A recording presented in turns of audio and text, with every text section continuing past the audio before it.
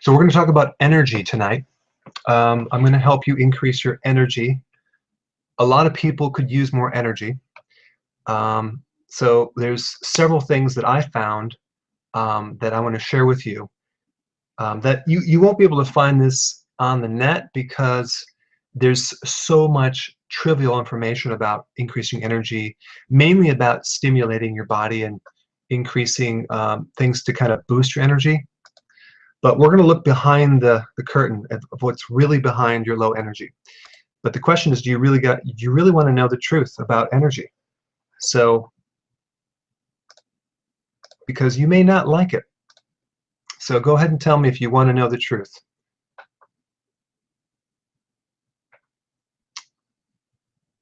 Okay, so some of you want to know the truth, some people don't. No, I'm just kidding. No. So here's what I want to cover. Number one, the number one mistake that people do, of course, and I know most of you have been following my videos, you don't make this mistake. You try to stimulate your energy with 5-hour energy drink, caffeine, Jolt. That's like some serious caffeine. And of course you're going to get energy, but it has a long-term effect of burning out your body. So when we test people that are fatigued, and I have a machine that measures the amount of energy in a body, most people they're burnt out. So anything to stimulate them or jack up their energy ends up making them feel more wired and burning them out more over time. So one thing we don't want to do is we don't want to try to boost anything, especially if you're trying to lose weight. If you're tired, we don't want to stimulate your metabolism. We want to find out what is holding down or blocking your energy or metabolism, okay?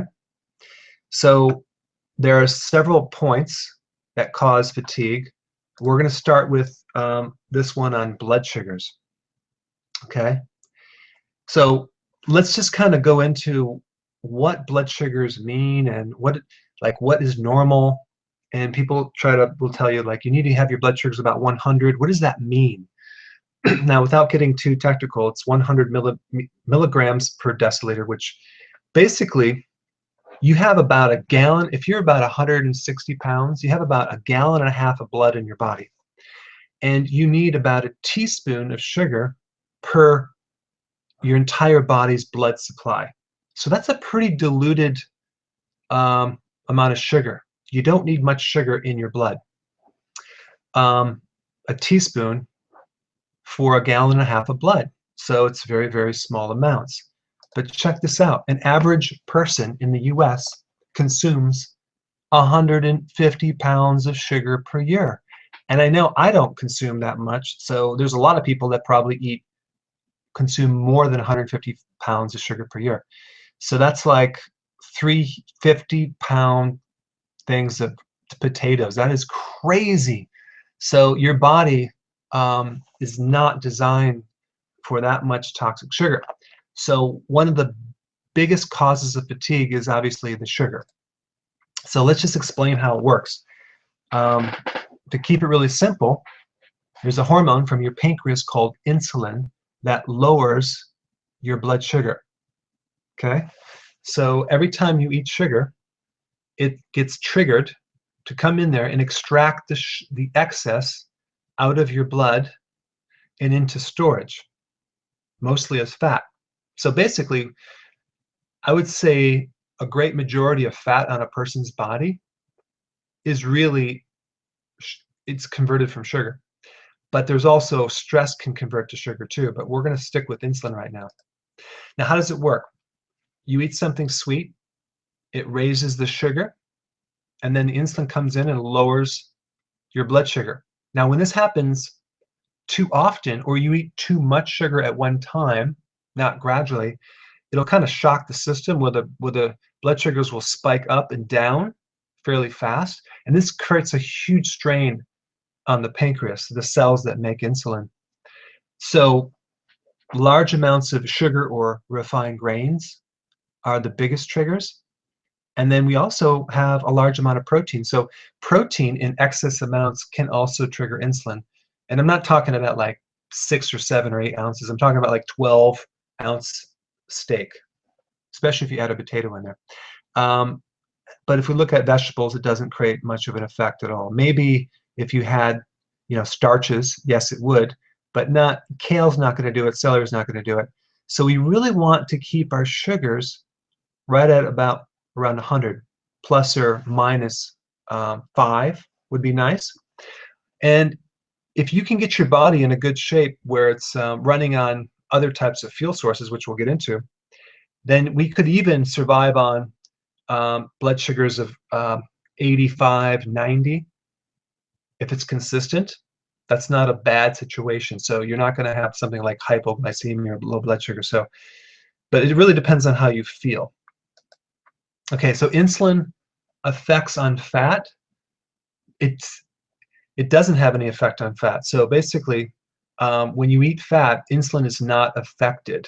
And this is very cool because this means that a lot of people who consume fat are not getting fat from their fat. They're getting fat from the carbohydrates. So fat doesn't necessarily make you fat. It can if you consume tremendous amounts of it. And it can slow down your burning of your own fat because your body will start to burn fat as energy.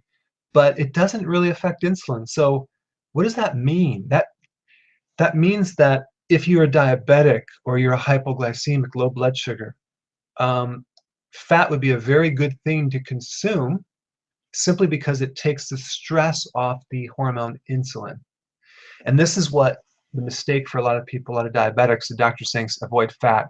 No, you want to increase the fat if you're diabetic because that's going to buffer and slow the insulin response. The thing that they should avoid if they're diabetic is any type of grains or sugar. Why? Because it's already straining, your insulin is already off the charts, and the cells that make insulin are so exhausted that you need to avoid the thing that triggers it. Okay, so the first thing I want to talk about is hidden sugars, and you pretty much know most of the hidden sugars, but I'm going to increase your awareness on some other ones. Of course, you have the refined grains, you have the frozen yogurt, alcohol. Alcohol is interesting because alcohol will block your liver, and it messes with the liver, and that affects the metabolism of sugar. And so it's almost like it really screws up the function of the liver, and it totally blocks any chance of burning fat when you're drinking alcohol, because all the fat in your body has to come through the liver on the way out. Juice is a real big hidden sugar. So I want to show you this flavored yogurt. Look at this, 26 grams of sugar in a 6 ounce. I mean, this is like massive amounts of sugar. And if you look at the ingredients, it has modified cornstarch. Guess what that is? That is MSG. So it's another name for MSG. So that will increase insulin by 300%. So this is a great way to cause diabetes by consuming this right here. Now, even if you have plain yogurt, a lot of the plain yogurts will have 6 to 10 grams of sugar per 8 ounces. So it's a little too much if you're trying to lose weight. Now, what I'm telling you is that all these hidden sugars are fatigue poisons, okay? And then of course, we have the MSG. MSG, monosodium glutamate. It's in all the fast food places. It's in the Chinese food. It's hidden in a lot of things at the grocery store as modified food starch. It's in commercial cottage cheese, but it increases insulin by 300%. So it's kind of a way of eating a lot of sugar without eating sugar. And so it will make rats become obese. Now, I'm going to check some questions periodically. So let's see. Can too much fat give us anxiety? Only if it strains the gallbladder in the liver. But typically it should not. But a digestive bloating will cause anxiety. Does fat help normalize BS? Okay, so you're going to have to define BS. What does BS stand for? Can you go to slideshow mode to make chart bigger?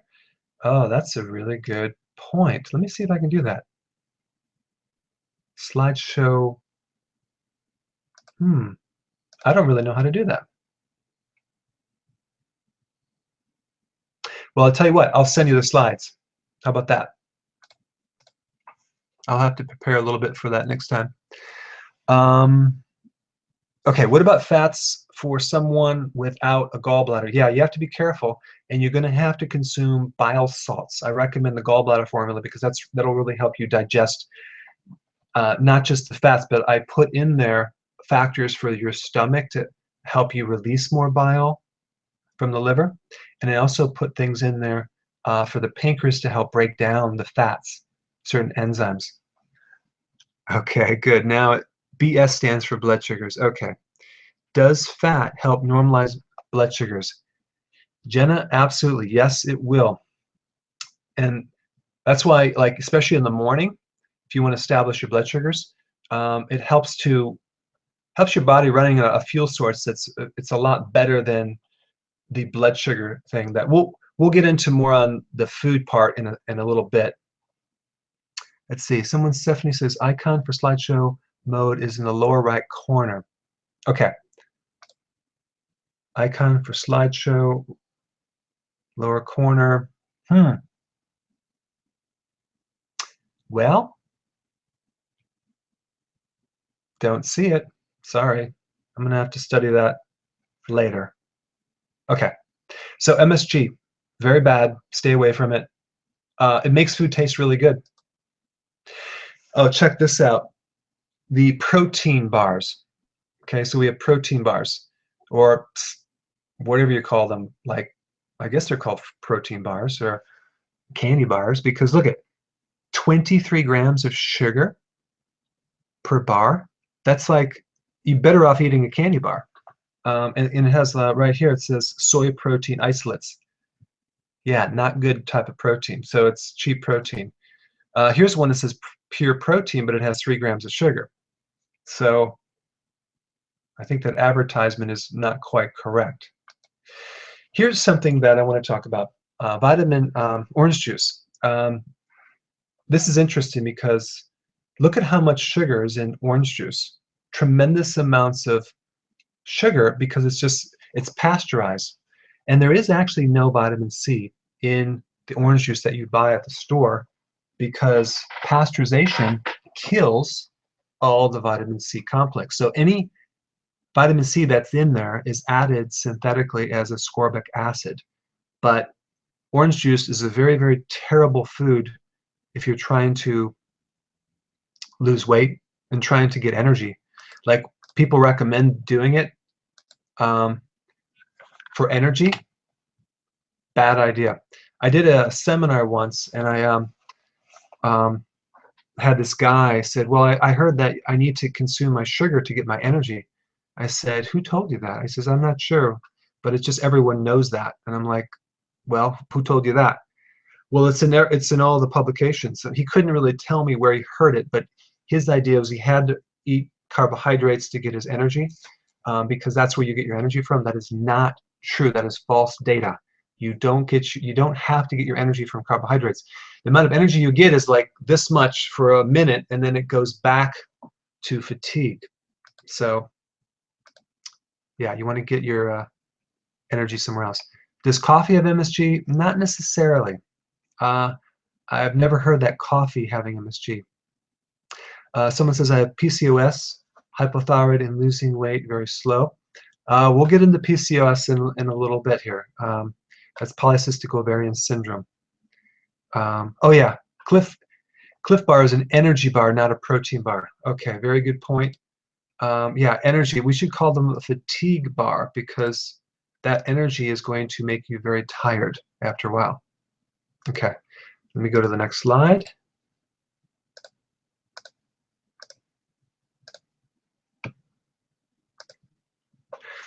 Now, let's talk about carb addictions. Carbohydrates are probably one of the most addicting food on the planet. It's like a drug.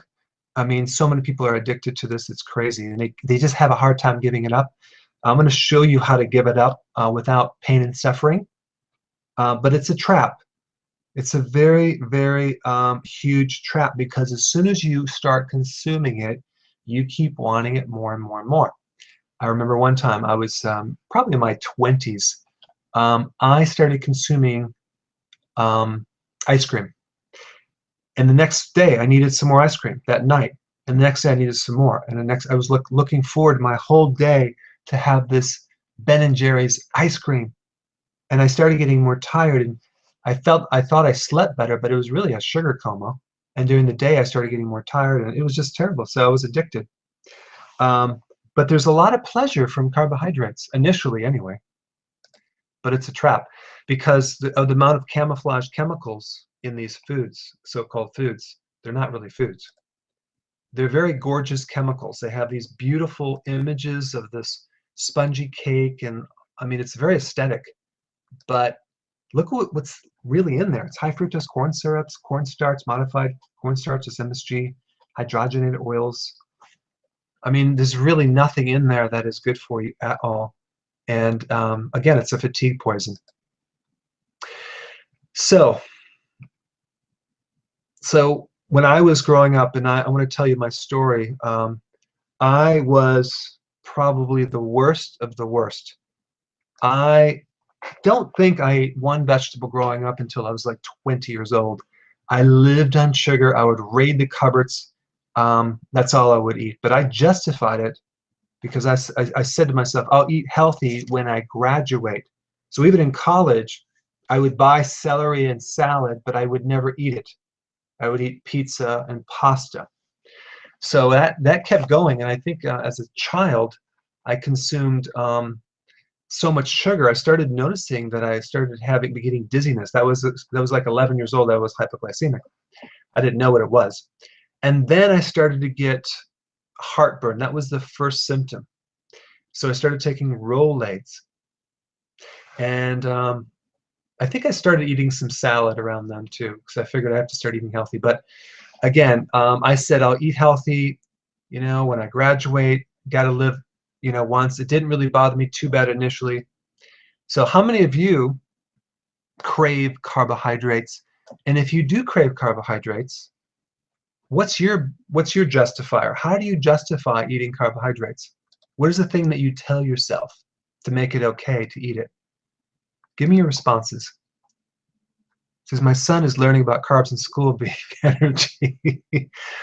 I know, it's terrible. It's so much false information in school. It's crazy. Is there any way to cook healthy desserts so you feel satisfied? Absolutely. Yes, there is. There's a whole bunch of things that you can do. There's alternative recipes.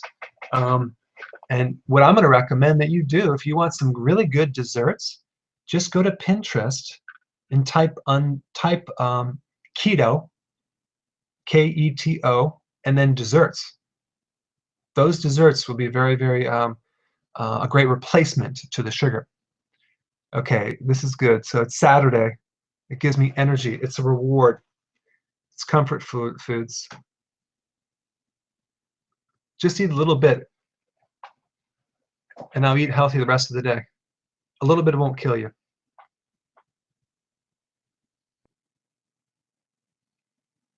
That's funny. Yeah, you don't want to be you don't want to be healthy your entire life, right? I mean, like people they think sometimes I'm a health food fanatic. Like, when am I going to start eating normal food? Yeah, like you. Yeah. So let me just go back to this share. Okay, right here. Okay, so the whole culture is based on these carbohydrates right now. I mean, it's really inbred into society. It's like almost brainwashed, and it's everywhere you go. It's right in your face. It's pushed on you at the counters trying to get out of the grocery store. It's dessert menus, social events. It's hard to say no. They bring the bread at the restaurant and they stick it in front of you. It's just freshly made with butter. What are you going to do? So you get some pleasure sensation, but an ugly body later in life. So It's really a trap. It really is.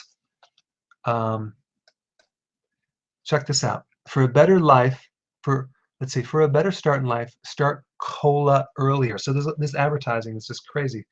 So really, you're going to give your kid cola starting out? I mean, that's crazy. Now look at this. Which is fattening? A grapefruit or 3 teaspoons of sugar? And this is kind of like the strategy that sugar companies use. They say, well, it's less calories, so you can eat it. But I hope everyone knows this on this webinar. If you don't know this, I'm going to tell you right now, and this is very, very important. Let me just tell you. The whole calorie counting is completely and utterly bogus. It's basically what those calories are. If you're consuming sugar in small amounts, it will block fat burning. Small amounts of sugar can pull you out of fat burning for 48 hours, especially if your metabolism is low. So even though it's low calorie, those sugar calories are converted into fat calories by insulin. That's how it works. So you can't go by calories.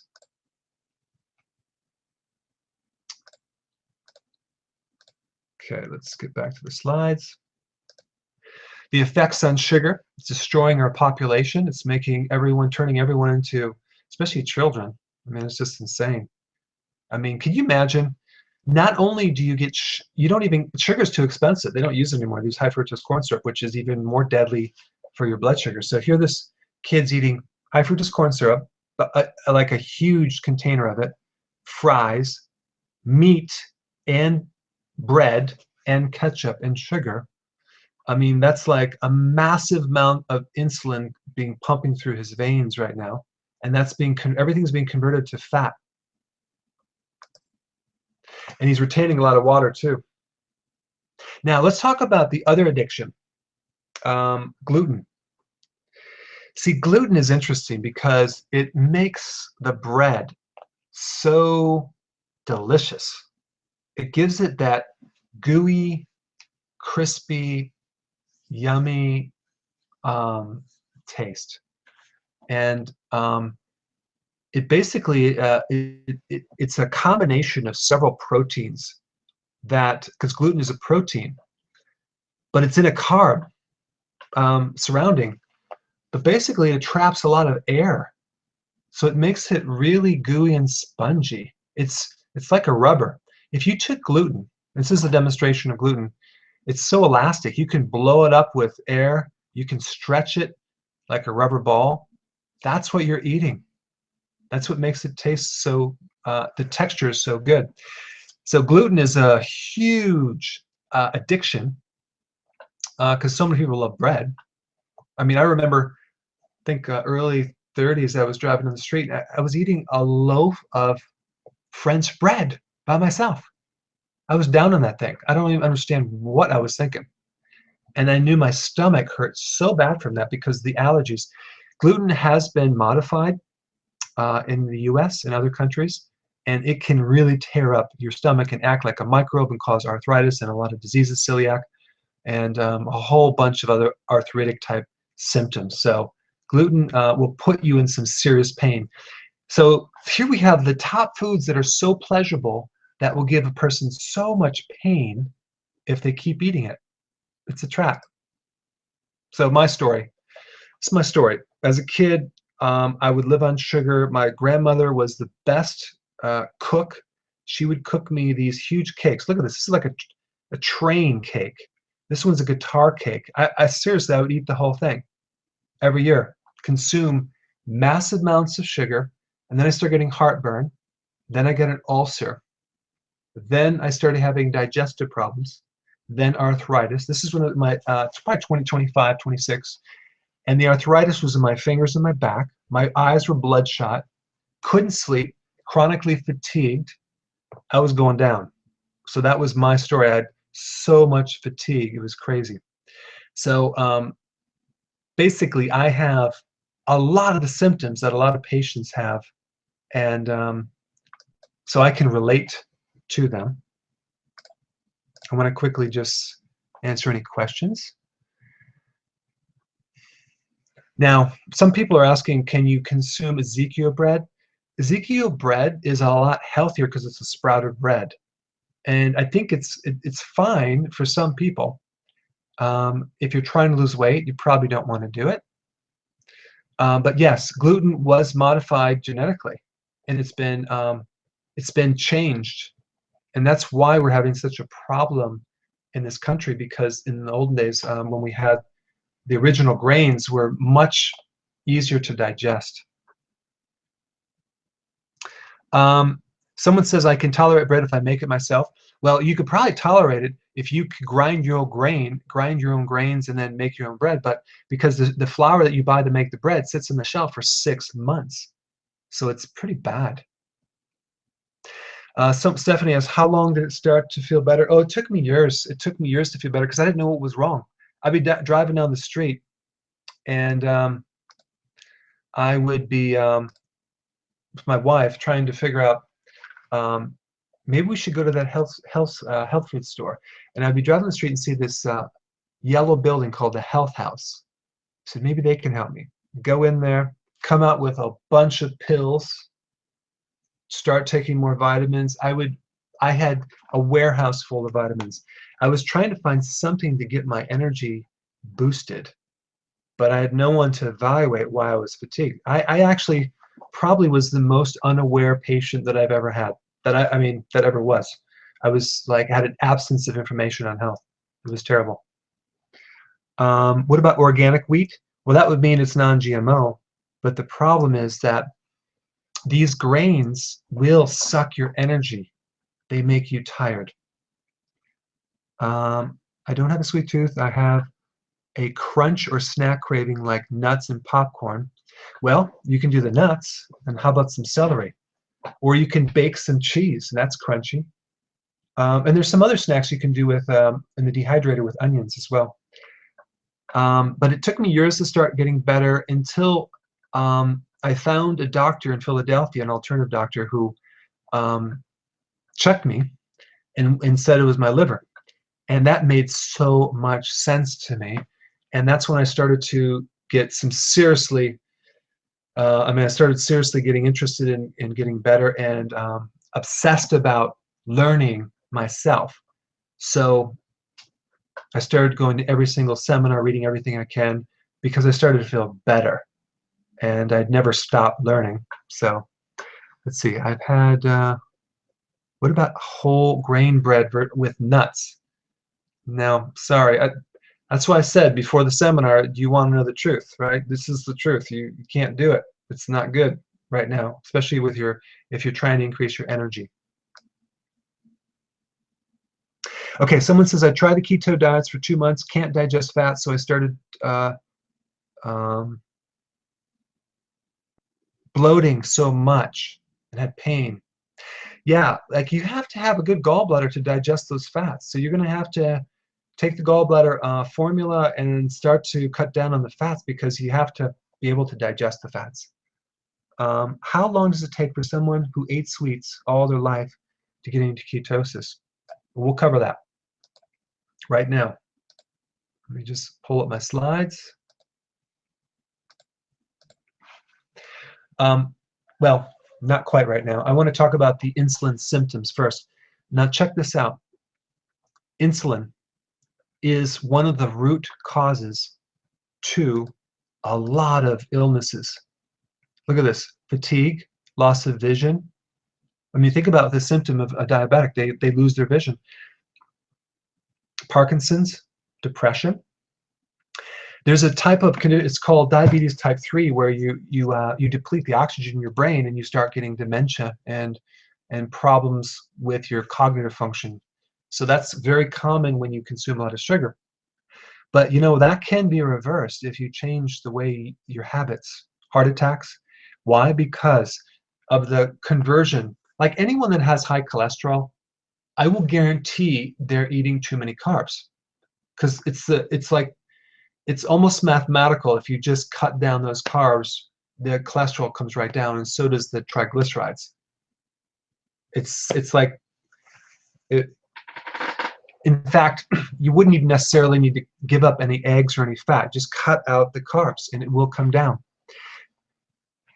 Insulin resistance, what that is when you actually have so much insulin flowing through your veins, your body will reject it at the liver level in the receptors. So it kind of starts putting these earplugs in there and starts blocking it, and that's called insulin resistance. So now we have a high level of insulin, but we can't absorb it anymore. So we have symptoms of maybe low blood sugar, but we have high blood sugar in other places. So it's really a weird thing. So diabetes type 2 is considered insulin resistance. Okay, so because we don't have the insulins to connect to the cell through the liver and to the blood to be able to turn down the sugar so the sugar blood level stays high. So then that's where they use metformin, and that's a drug to make the receptors receive insulin more so it can absorb it more. But again, you're camouflaging the real problem. What you need to do is just cut out the sugar. Okay? What happens is the sugar depletes a lot of nutrients, B vitamins, calcium, and vitamin C. And then what that can do is it can create anxiety. It can create increased pulse rate. It can cause cramping. So sugar is also very inflammatory. And the more you eat it, the more you crave it. It will block your weight loss. I want to save that for the next few slides. But peripheral neuropathy, that's a condition where your fingers and your toes and your hands go numb and they get tingling. Okay? So that means that your nerves are dying. And the way that works is that when you have high levels of sugar, it depletes the B vitamins that help the nerve work correctly. So one treatment for peripheral neuropathy is a product called nerve support formula that I use that basically puts the B vitamins in there and resolves the symptom, but you also have to fix the habit of eating too much sugar to really correct it. Cancer. Cancer lives on sugar. So wouldn't it make sense to not eat sugar, especially if you're at risk? Polycystic ovarian syndrome. What that is, that's a condition that is caused by sugar or too much insulin, because every single case that I've ever seen of polycystic ovarian syndrome has insulin resistance. So is the PCOS causing the insulin resistance, or is the insulin resistance causing the PCOS? It's the insulin resistance that is causing the PCOS, because as soon as you get the sugar out of the diet, those polycystic ovarian problems go away. I mean, in fact, any cysts go away. Cyst on the cystic acne goes away and improves. Those boils that kind of come on the back of your knees go away. That's a blood sugar thing. These are just interesting little extra things that I found. So acne, I mean, think about how much sugar that I ate. I had acne really bad.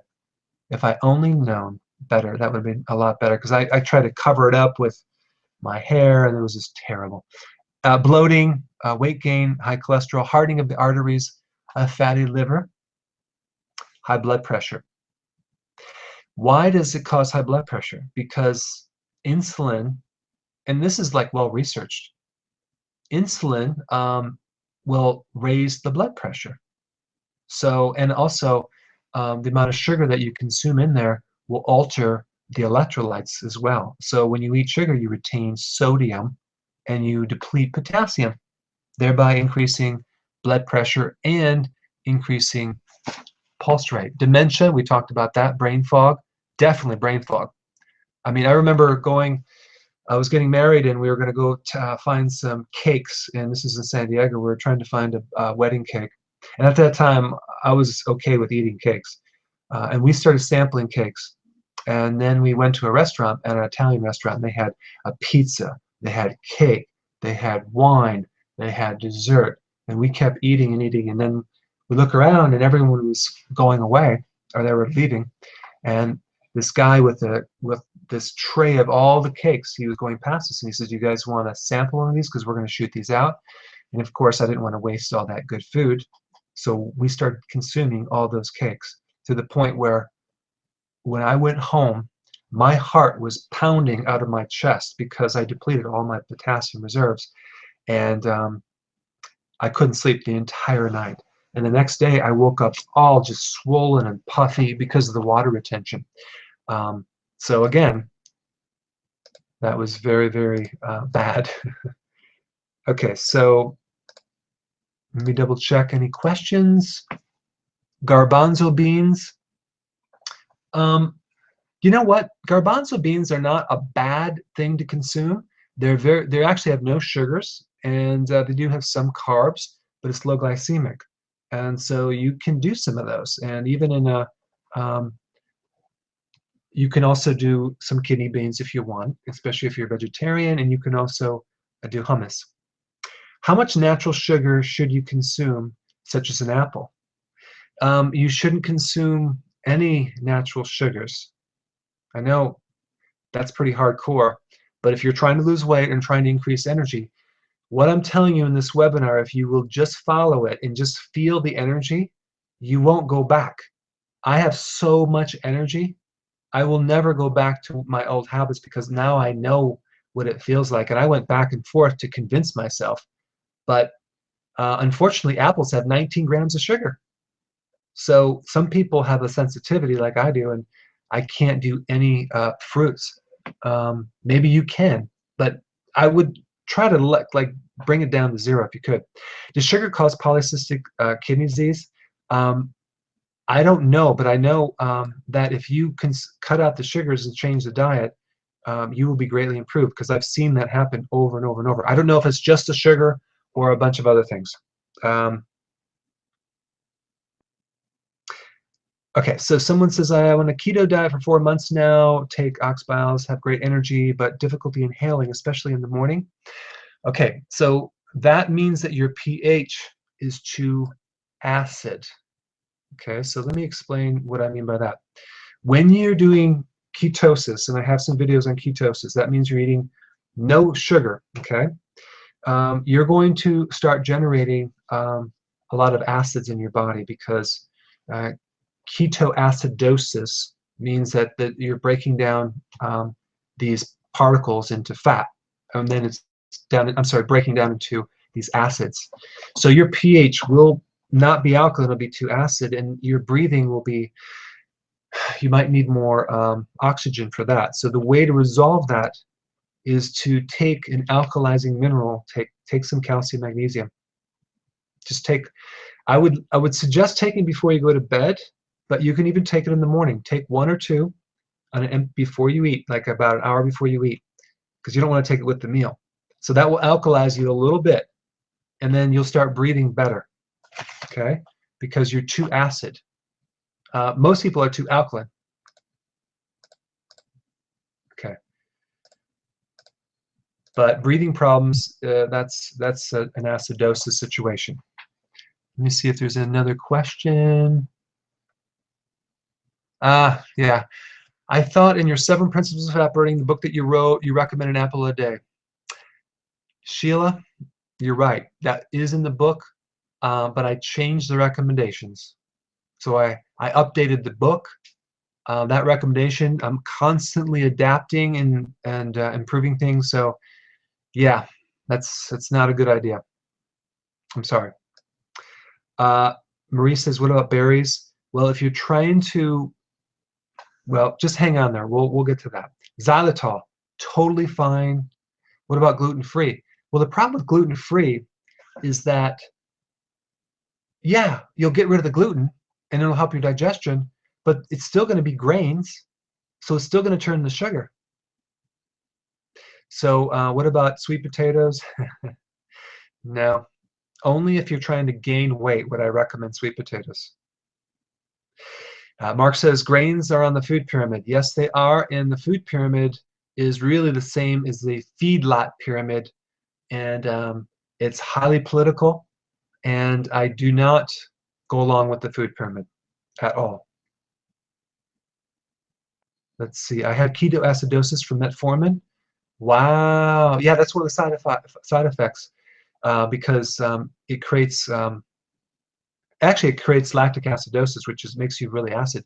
So the keto diets won't do that, especially if you consume more B vitamins. So if you're Maria, the problem is metformin is just, has some serious side effects. So if you cut down the sugar, you won't need to even take metformin. How do you get your gallbladder working? That's a good question, Stephanie. We'll answer that in a little bit, but I would recommend probably the gallbladder formula. That would help. What about stevia? Totally fine. Can you overdo the gallbladder formula?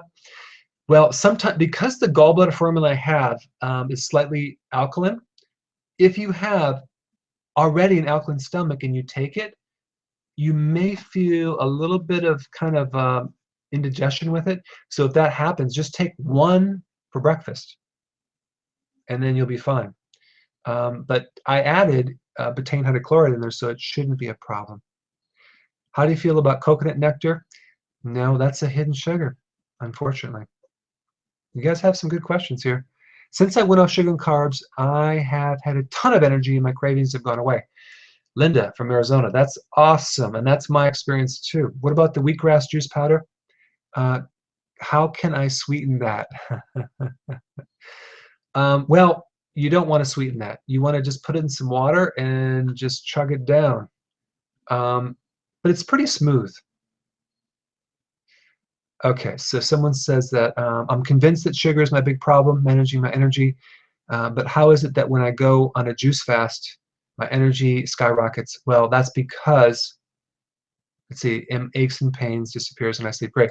Well, that is because if you actually consume just juice and you're doing it all day long, you're basically not allowing your sugars to drop. So it's constantly stimulating your blood sugar. So you're going to feel pretty good, but as soon as you come off that, it's not going to be good, and it's creating a lot of strain on insulin. Our bodies just were not designed to consume that concentrated juice.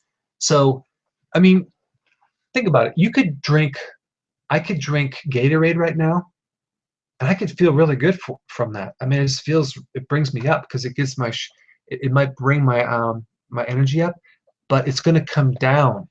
It's going to come down in about 20 minutes, so I have to drink it again. It's a trap. So now we're going to talk about the solution. Okay, you guys ready for this? I don't think you're ready for this. I think we better hold off until next week. No, I'm just kidding. Okay, so here's a better solution. What we want to do, there's two fuel sources. We want to run our body on fat fuel. It's very rare for anyone to run on actual fat. Very few people burn fat. Most people are burning sugar fuel. That is how the body is designed. It's designed to always burn sugar before fat. In fact, the purpose of fat, and hear me, and if you guys have checked out right now, check back in, because I really want you to get this definition of this purpose of fat. Purpose of fat is to protect you against the starvation of sugar. Okay? It's there to protect you against the starvation of sugar. So if there's no sugar, guess what? You'll burn fat. So guess what that means? That means you have to starve your sugar so we can use fat as the backup fuel. And this is the confusion of low carb diets. They're not low enough. We want to bring the sugar down to zero. Think about this.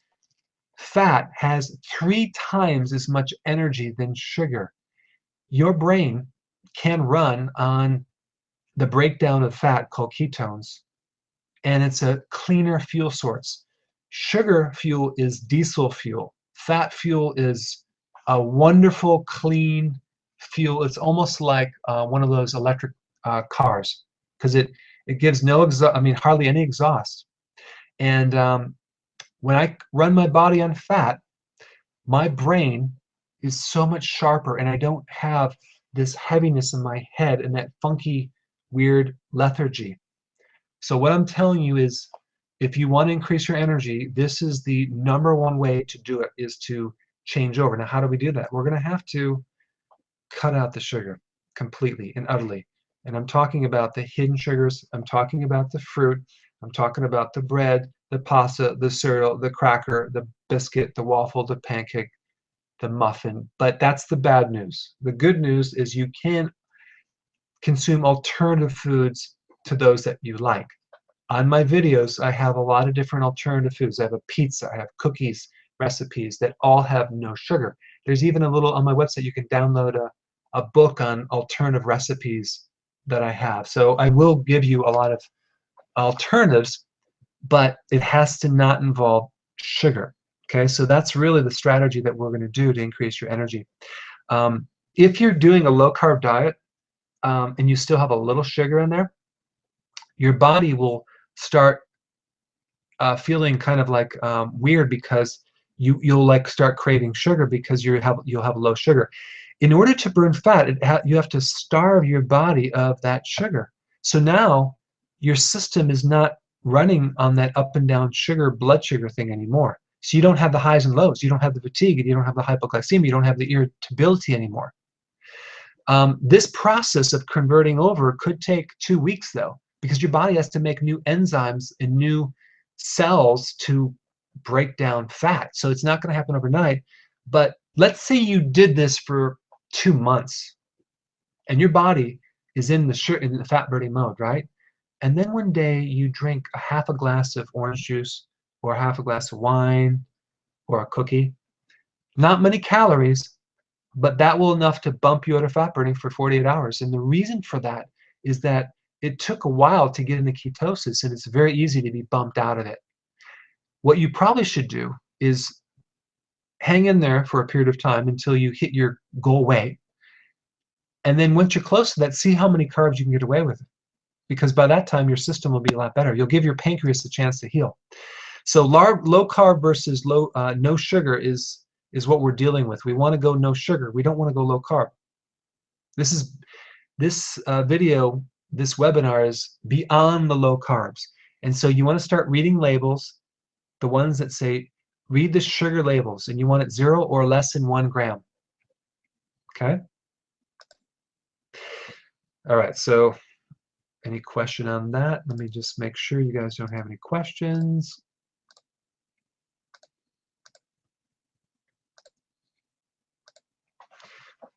Okay, so can you provide a meal plan for someone that needs to lose weight? Yeah, well, guess what? The same eating plan to get energy is the same to lose weight. It's the exact same thing. I'm going to give you some tips today. If you want to get the complete version, you can look at my past webinar on midsection weight and cortisol, because I cover more of the weight loss in that one. How do I transition to fat burning on a regular basis? Well, keep watching this webinar, and we're going to show you how to do it. But it starts with cleaning out all the carbs that you have in your house. What is a good alternative to cornstarch for making sauces? You could do almond flour. Let's see here. Now, some of you are asking some questions that are a little too long. So in this webinar, I can't read them if they're really long. I like the real quick ones because, you know, I just have to go quick because I have to get through a lot of information. The sugar alcohols cancel out the carb calories? No, they don't. Sugar alcohols are fine, especially erythritol and xylitol. Those are the 2 ones that I like. The other ones are borderline because they can create some diarrhea and things like that. What about the cranberry drink that you recommend in your book? Yeah, well, it does have a little bit of sugar. And so it can be a problem if you're trying to lose weight. But honestly, it's kind of bitter, so I have not found a problem on most people. But I will take out the unsweetened cranberry juice if the person is still not able to lose weight. And that's the last thing that I'll pull out, and then they'll start losing weight. So it's kind of like a gradient thing of just keep knocking things out until finally the person is able to lose weight. But some people have to cut out more than others. Hidden labels showing hidden sugars. Well, you're just going to have to look at the ingredients section to make sure it doesn't have monosodium glutamate, MSG, and some of the like dextrose. How long does it take to heal the pancreas? Well, it could take 8 months. It could take 6 to 8 months to heal that thing. But it really depends on how much you burnt it out. I've had diabetics type 1 that are completely off all medications, and they're still in healing mode, but at least they don't need to take medication anymore. Can we eat beans? Only if you're a strict vegetarian, but I don't think if you're a meat eater and you will consume eggs and maybe a little cheese, and you're trying to lose weight, I probably wouldn't recommend consuming beans. Beans do have a bit too many carbs. Good mood booster. Why do I feel happy when I eat carbs? Okay, so that's a very good question. Why do you feel happy when you eat carbs? Because carbs have a drug effect on the body. They trigger various hormones, especially serotonin. So when you consume them, especially like bread, you feel wonderful, and you come up, and then you kind of come down. So that pleasure, that happy feeling, can be achieved when you get into a state of fat burning as well. You don't have to consume carbs to be happy, but I'm telling you, it comes with a package. That pleasure turns into pain later in life. Okay, now this is a very, very important tip for all of you, and it was like probably one of the most amazing things that I've ever experienced when I was very, very hypoglycemic. That means low blood sugars. I was traveling around the country because my eyes were so bloodshot and they were so puffy and irritated. I didn't know what to do. I was like, I need some help. And then I read a book called it was called Entering the Zone. I think, no, Mastering the Zone. And it had a little paragraph in the first part where it said you have a protein breakfast. And I said, a protein breakfast? That's interesting because I eat Life cereal. So I started to consume, I had a buffalo burger, and about a half hour later, I'm like, oh my gosh, I feel like a helmet has just lifted from my head. So I said, you mean to tell me all these years it was all that carbohydrate? It clicked. It was like this huge light bulb. So Idell Davis was a famous nutritionist, and Harvard University did a study, and they found that if you have a protein breakfast, your blood sugars are the most stabilizing influence of the entire day, including at night, and will prevent cravings at right around dinner time or after dinner if you have that protein breakfast. So this would be the first thing to change if you want to switch over into more of an energy day, is that protein breakfast. Now, what do I consume? I do 4 eggs. I do some organic bacon. I do sometimes I'll do a little hamburger meat. Sometimes I'll do organic sausage. Sometimes I'll do cheese. Sometimes I'll do avocado on that. I'll do mushrooms. So I will always do eggs. Now, if you're allergic to eggs, then I would do some other animal protein. But you need to start off with a protein breakfast without any bread, without any carbs at all. This is the most important thing. Now, what happens when you skip breakfast?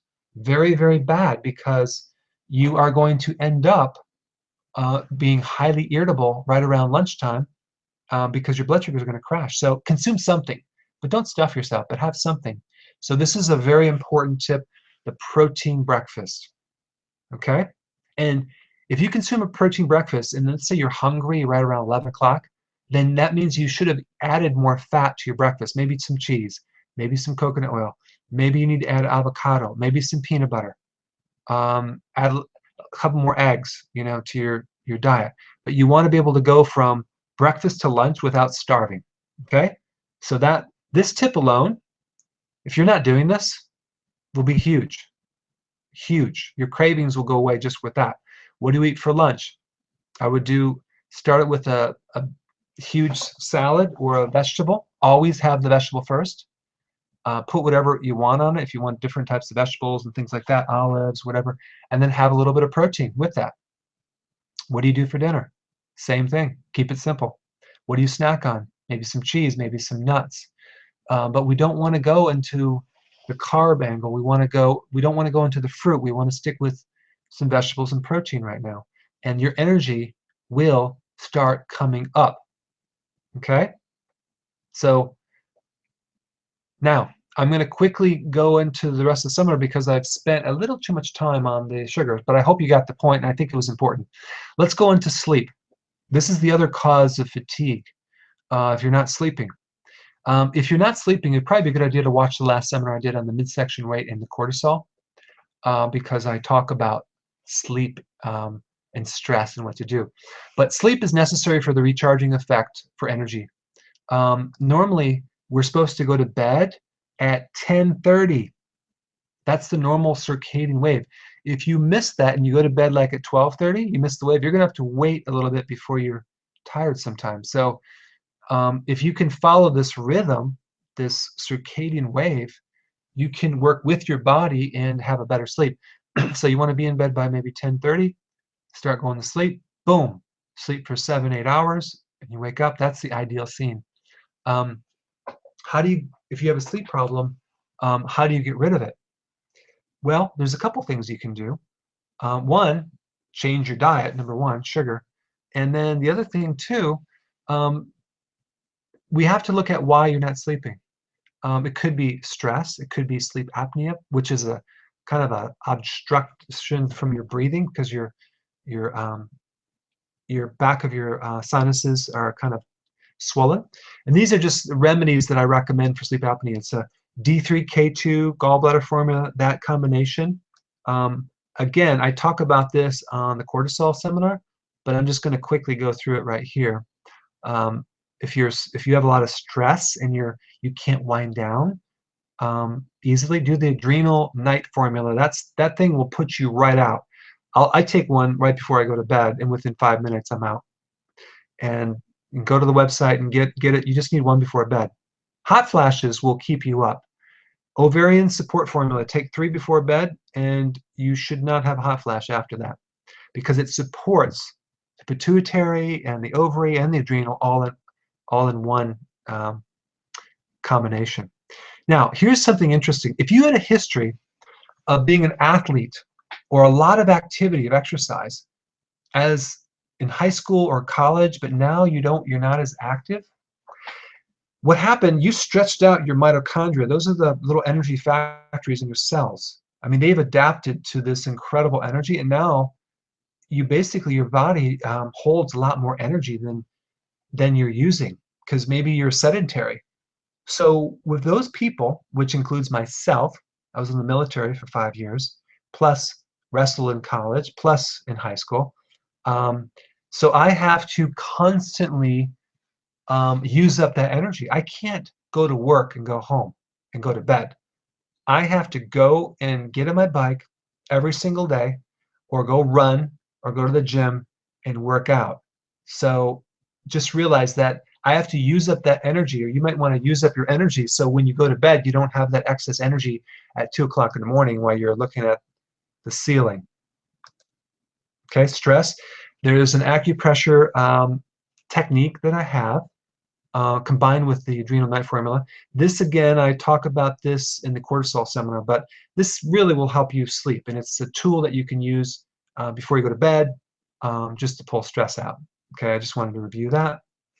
Now, I want to quickly answer some questions before I get into the next section, because I'm kind of going A to B here. What about hemp protein? Yeah, fine. That's totally fine. Just don't smoke the hemp before you eat the hemp. Let's see here. Why does high protein plain yogurt cause constipation? Good question. I don't know. I'm not sure about that question. Katie, I read and live by L. Davis. Yeah, she has a lot of great data. What about veggies? Yeah, I highly recommend them. Do you think sprouted grains are healthy to consume moderately? Good question. You have to be able to digest them, and you also have to be in a situation where you're not trying to lose weight. But I don't think I think you can get a lot more nutrition through other things. Should we eat low fat? No, don't worry about low fat. Eat whole foods. Don't because the low fat usually is replaced by high sugar. Does no carb mean no veggies? No, no, no. You can do as many vegetables as you want. In fact, you need to, and that's where you get all your vitamins and minerals. Do you ever have the organic bulletproof coffee? Now, if you're doing one of those a day, a small one, and you basically take MC medium chain triglyceride oils or you can take coconut oil and then you blend it with some butter. You can do that. Some people are trying to lose weight. That might be a problem because they might burn the fat that they're drinking versus the fat on their body. But if you're not trying to lose weight, I mean, go for it. I think it's better than just straight coffee because it adds that fat in there.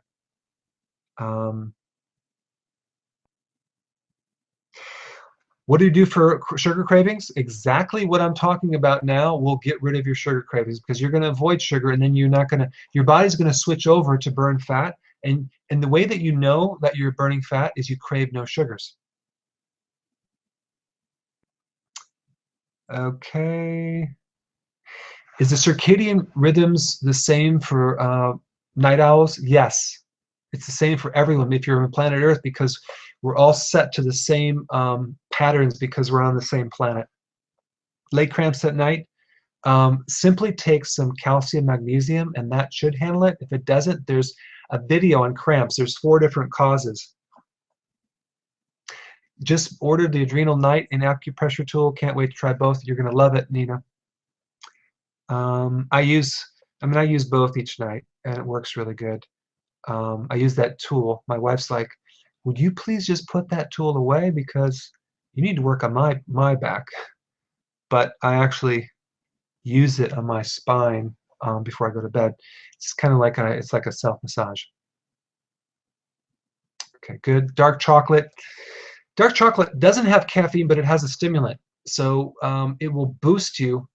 But if you have maybe a little bit in the early day, try it and see if it affects your sleep. It might not be a problem. It depends on, your sensitivity to that stimulant. But I wouldn't recommend it before bed, that's for sure. Okay, so here's another cause. We talked about sugar. We talked about sleep. Now we're going to talk about vitamin C. Vitamin C deficiencies, scurvy. Now, you may have heard of scurvy being a very severe deficiency with people, and people say, well, oh, people don't have scurvy nowadays. Yes, they do. Vitamin C deficiencies will create some serious fatigue and microhemorrhaging of the capillaries. And this is the skin of someone with scurvy right here. Look how many people have that. And rosacea is a mild version of scurvy. Because, see, here's the thing.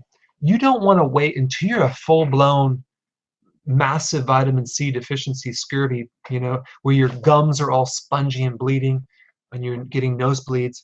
You can have a small beginning of scurvy and it can show up as rosacea or microhemorrhaging, which is bleeding of your capillaries, or spider veins or varicose veins.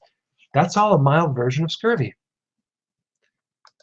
So the vitamin C complex is composed of an outer shell of ascorbic acid, which is not the active ingredient at all, and then it has bioflavonoids, and then organic copper in an enzyme form is called tyrosinase. I'm sorry to give you these big words. And then vitamin P, K, and J. And so there's a whole bunch of things normally in nature in the vitamin C complex. Vitamin C is not just ascorbic acid in nature. In nature, plants never come in this form, ascorbic acid. Most vitamin C sold in the United States and other countries comes from China, and they make vitamin C with sulfuric acid and cornstarch. Cornstarch has no vitamin C. So how are they going to get something from nothing?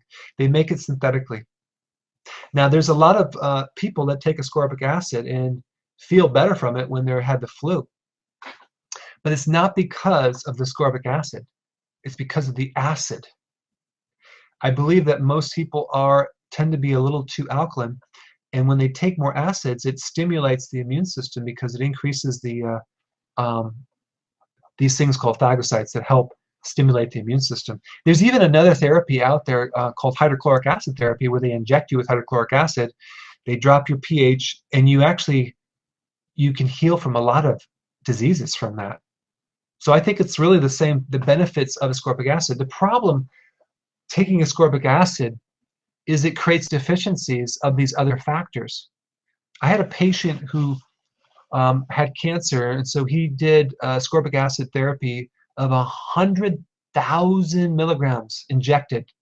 He ended up with the worst microhemorrhaging, and he had spider veins on his nose, like Linus Pauling had, who had the I think he had a Nobel Prize for vitamin C.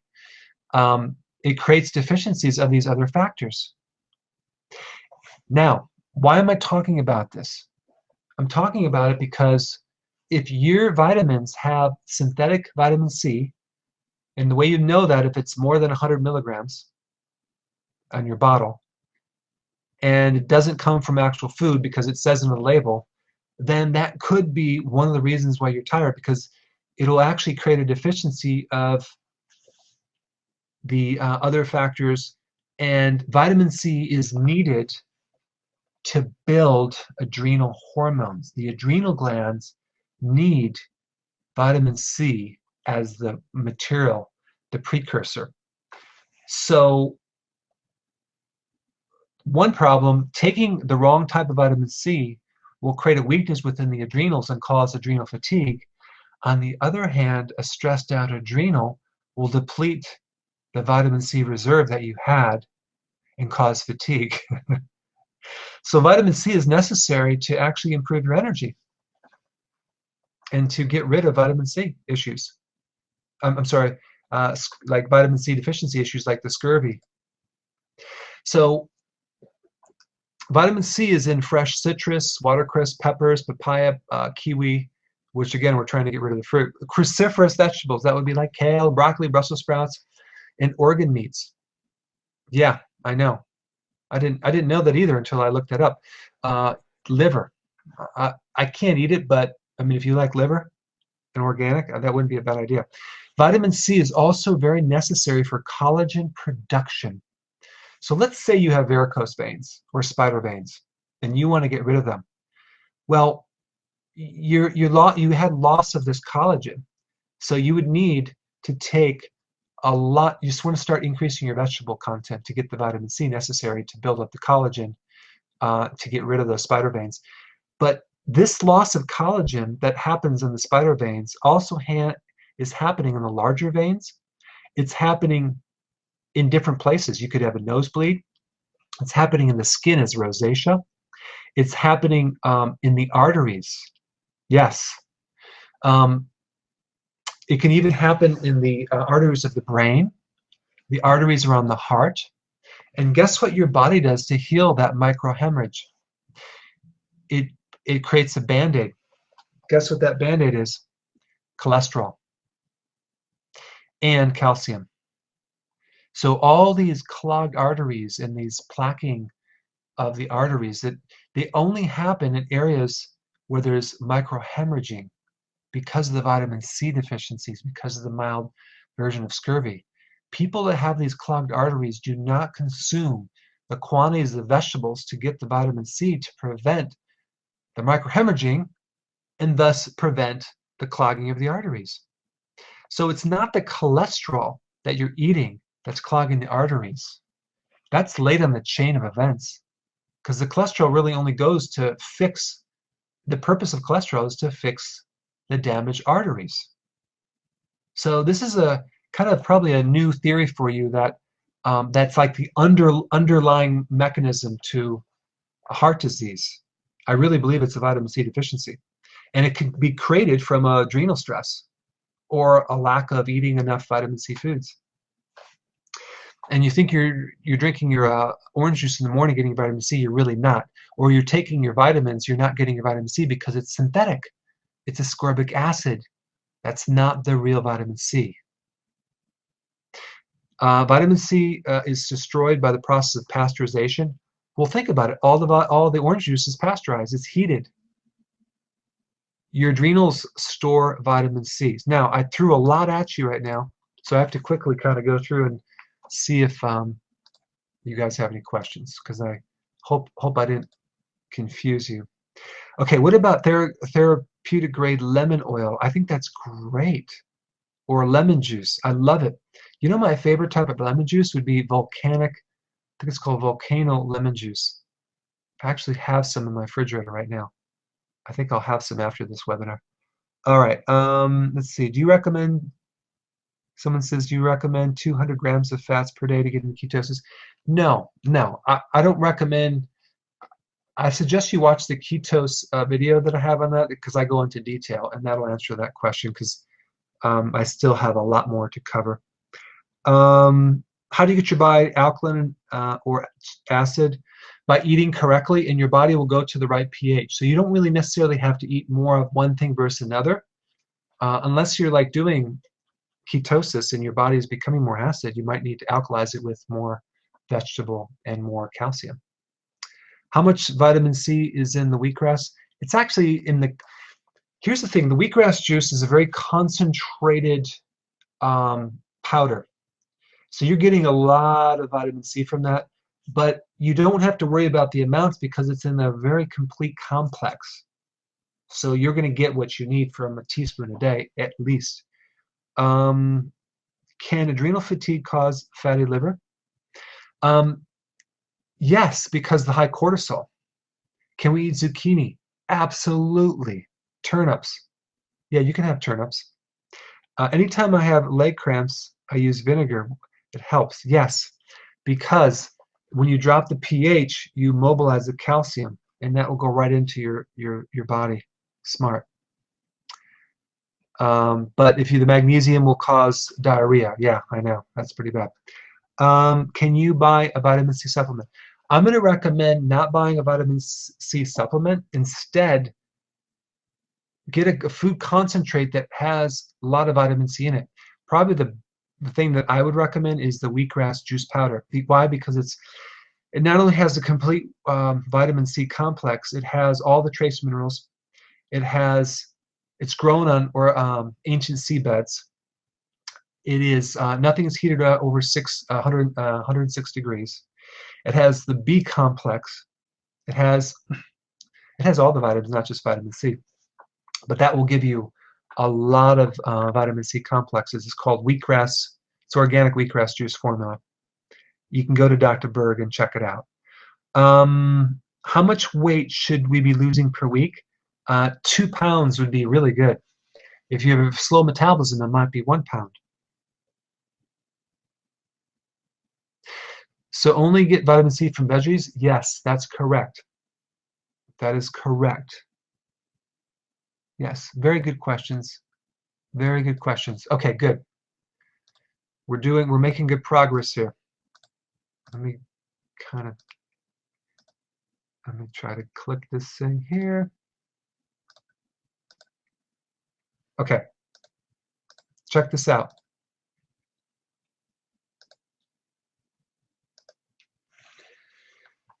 I think I want to let this one concept sink in a little bit, okay? Since your adrenals store vitamin C and adrenals control stress, stress will then deplete the vitamin C reserve inside your adrenals.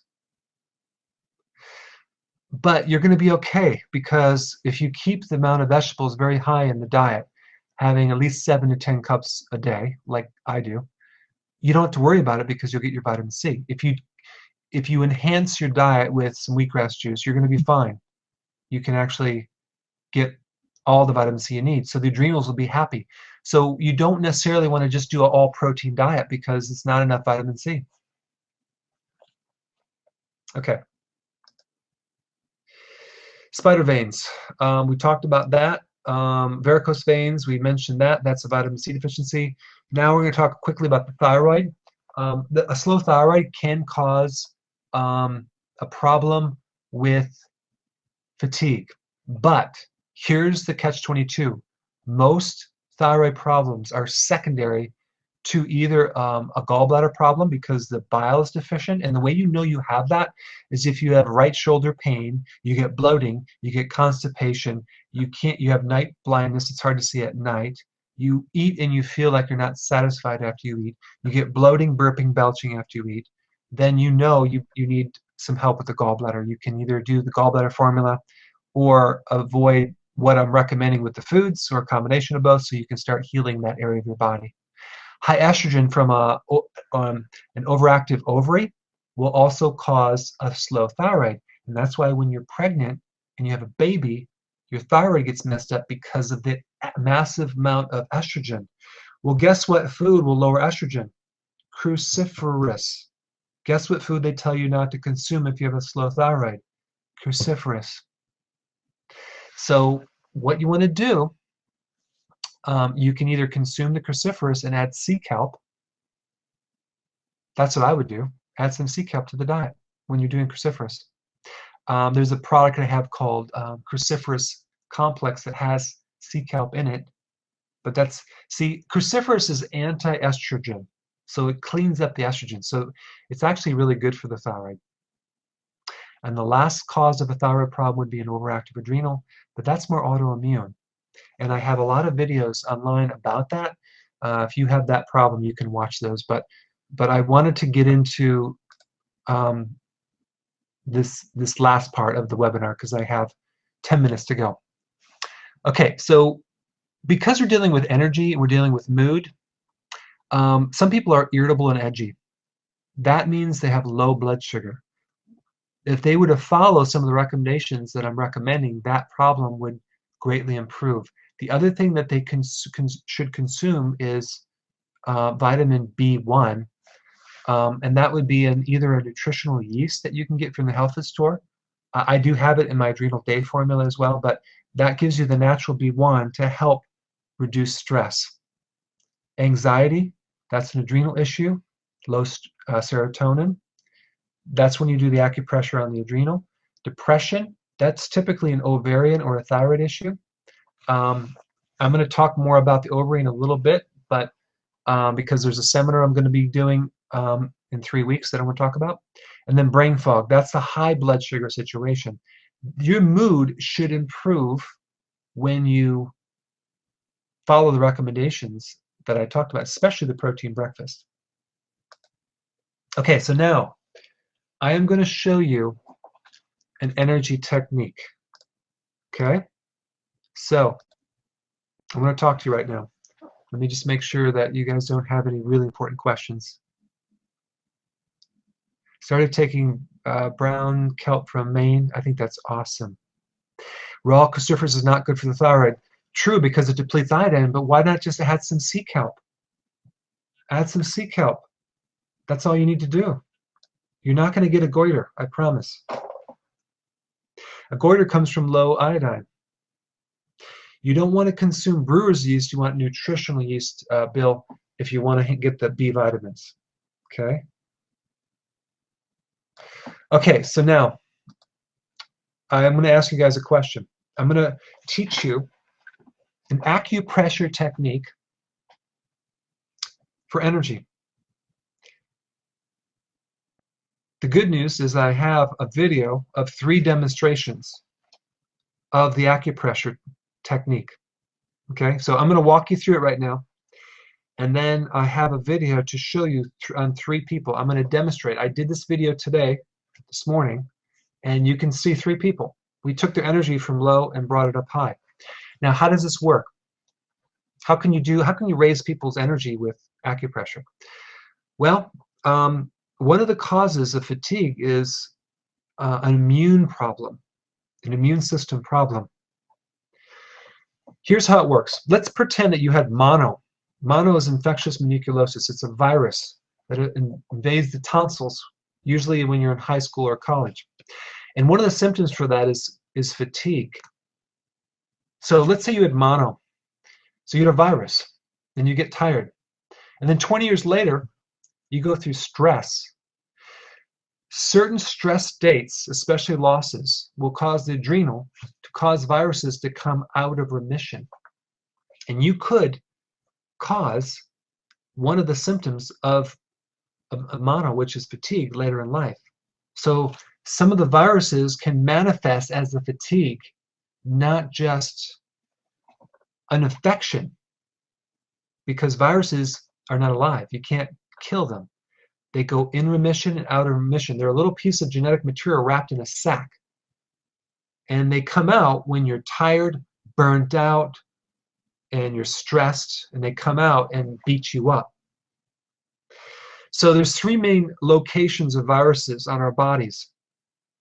Number 1, the ears, the tonsils. Number 2, the throat. Number 3, the lungs, the bronchial tubes.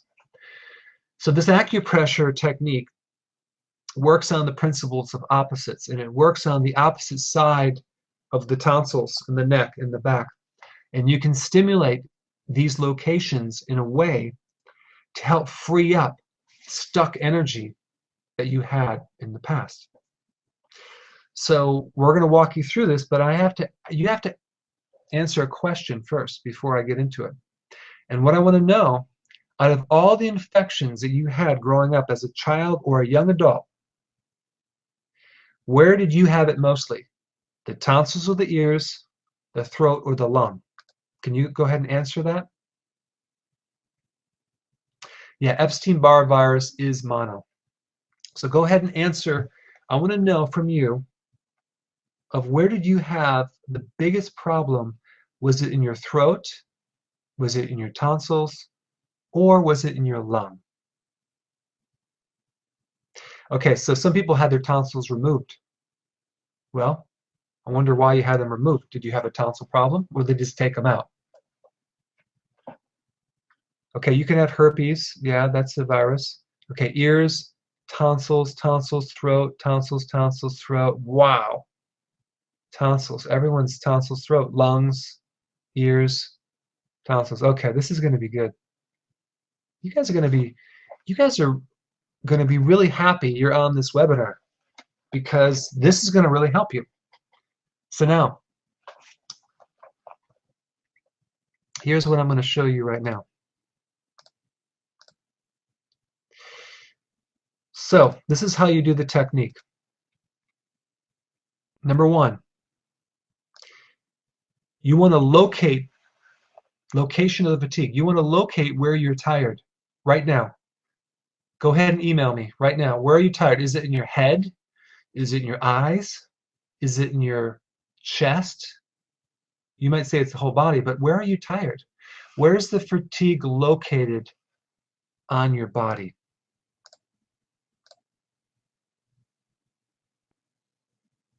Go ahead and answer me. That's step one. We have to locate the fatigue. It's a weird question, but try to look and see, where are you tired?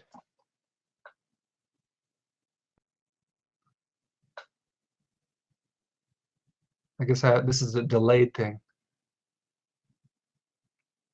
Shoulders, head, eyes, neck, eyes, head. Okay, good. This is good.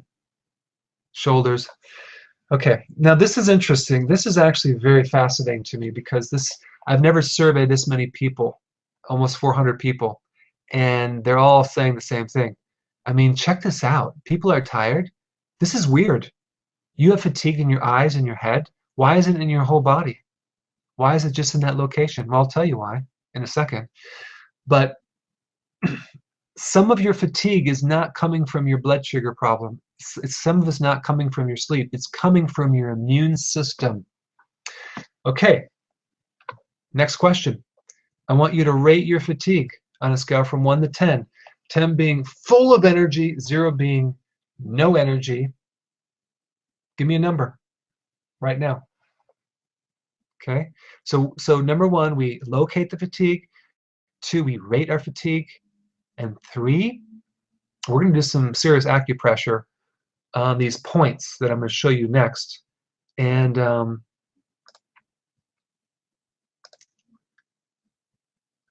but before I show you that, I have to explain something. And I think I might have communicated this enough, but we're dealing with viruses here. We're dealing with part of the immune system. See, when you get a virus, isn't it interesting that the sore throats, you always have like multiple, or you get recurrent infections? Why is that? Why do the viruses always go to the same location? Because that's where they're stuck, and they go in. Why do you think you have a herpes on your lip and it always is in the same location? Or shingles pain? Because the viruses kind of hang out in that one location, and they go in remission or out of remission. And that's why people can get a reactivation of the same infection over and over and over and over and over. So what we're going to do, what's happened in that area is it created a lot of tension and stress in your neck, in your throat, in your lungs. So this acupressure technique works by extracting stress from those locations, and you will find your energy is going to go straight up and vertical. Okay? So this frees up stuck energy. So it's not voodoo, it's not weird, it's very, very effective. And I'm just going to recommend you do it on yourself, or have someone do it on you, and then you can send me your success story, okay? But these old infections are very similar to open applications on your desktop body computer that we need to close. But you're not going to work on your throat, you're going to work on the opposite side, the back of the neck, the upper back, and then this, and you're going to increase the capacity. So let's start with the tonsil area. You're going to be pressing on the back part right here, just underneath the skull for about 20-30 seconds, and your energy is going to go up. Tonsils are the same with the ear infections, same location. And then the sore throats are going to be in the neck. You might work on the lower part of the neck, the mid-neck, the upper back, wherever you had sore throats. And then the lung, or the bronchial, you'll be working on the back part. Okay, so now, this is the next thing I want to tell you.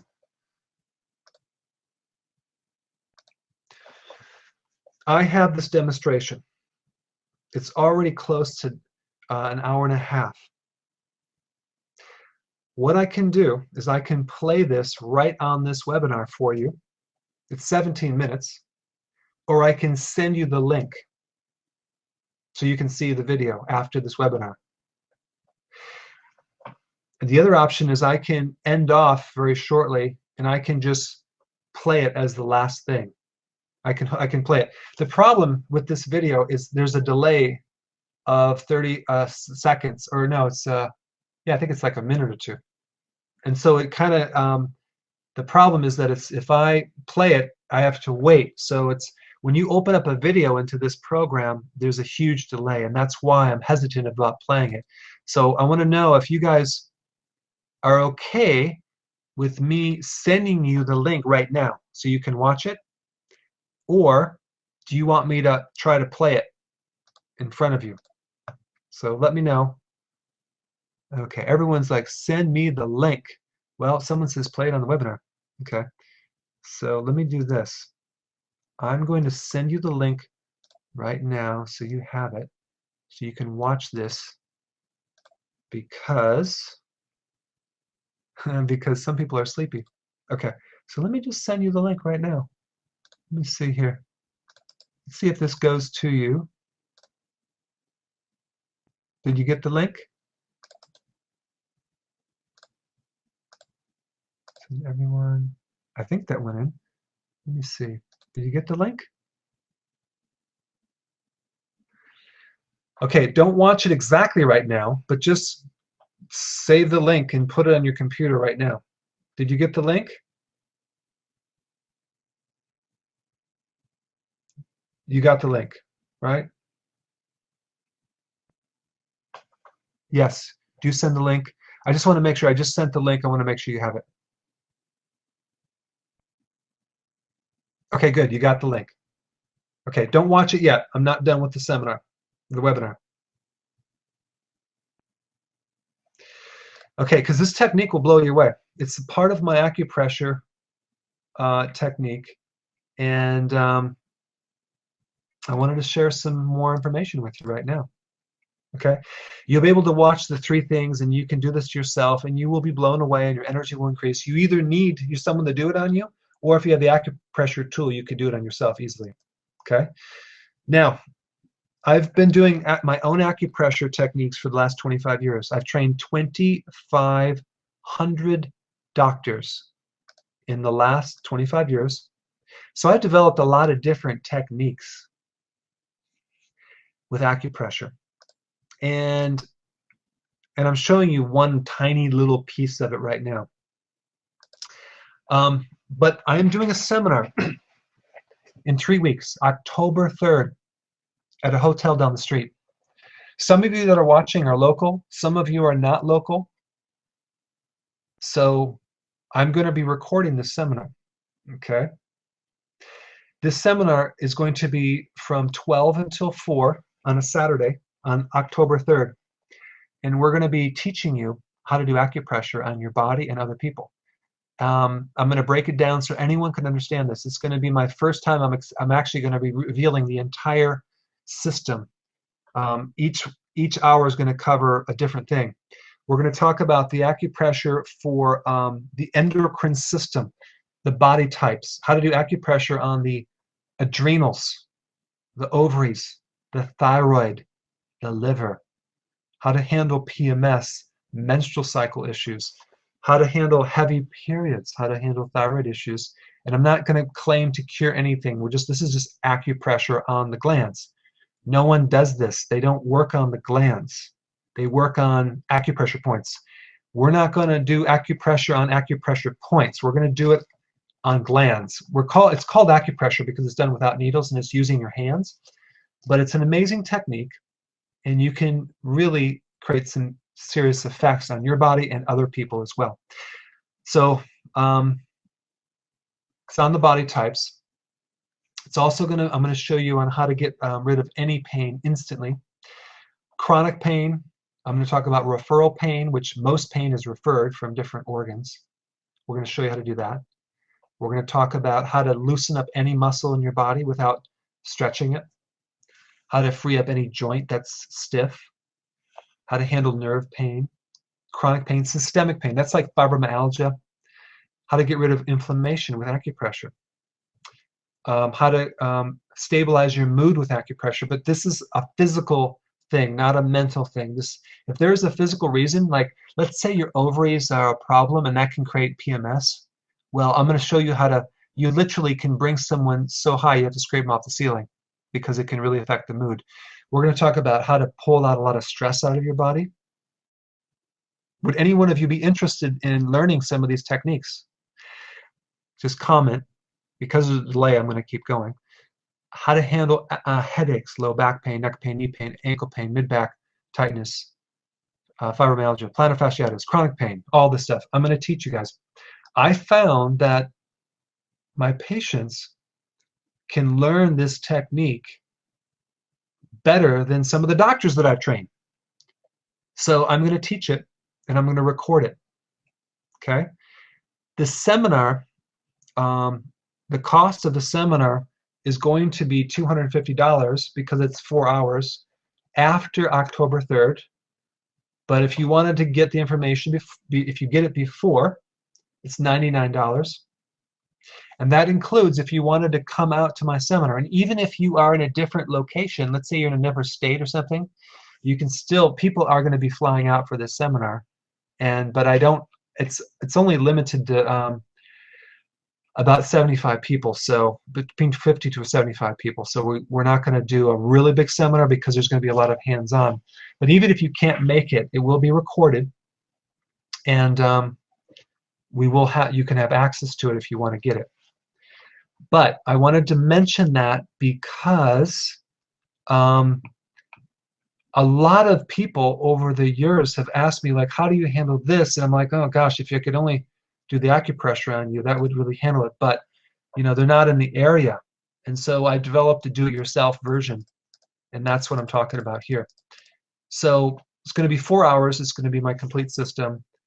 But probably the most amazing stuff is for the gland work that we're going to teach you, and we'll teach you how to work on the flight or fight mechanism, and I'll give you all the advanced techniques, and then we'll be able to do it on each other, and you'll create some really cool effects. I'll give you a lot of examples.